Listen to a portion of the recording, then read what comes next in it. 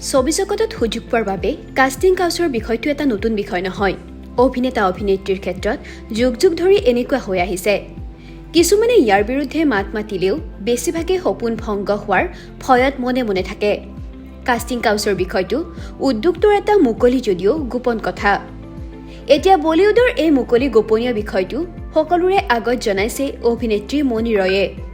শেহতীয়াকৈ এটা পডকাষ্টত মনিয়ে প্ৰকাশ কৰিছে যে কাষ্টিং ডাইৰেক্টৰগৰাকীয়ে নিজৰ কেৰিয়াৰৰ আৰম্ভণিৰ এটা দৃশ্য বুজাই দিওঁতে মনিৰ সৈতে কি কৰিছিল। টেলিভিছনৰ পৰ্দাৰ পৰাই মনি ৰয়ে অভিনয়ৰ জীৱন আৰম্ভ কৰিছিল।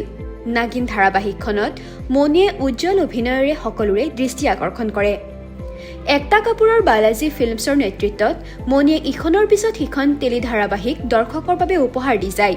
ইয়াৰ ভিতৰত ক্যুকি সাজ ভি কভি বহু থি, কস্তুৰী, দেৱকা দেৱ মহাদেৱ ইত্যাদি। 2018 চনত গোল্ড ছবিৰ জৰিয়তে মনিয়ে চলচ্চিত্ৰ জীৱনৰ আৰম্ভণি কৰে। প্ৰথমখন ছবিত ছুপাৰষ্টাৰ অক্ষয়ৰ বিপৰীতে অভিনয় কৰিছিল মনিয়ে।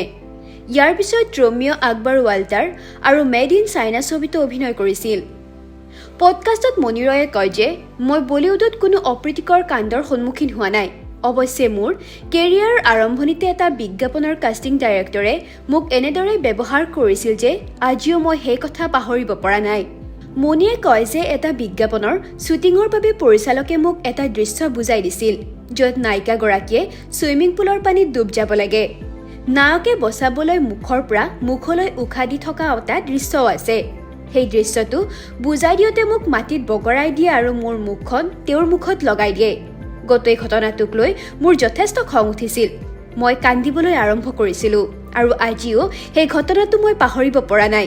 মনত পৰিলে কান্দি উঠো। News desk report, TV9 Assam.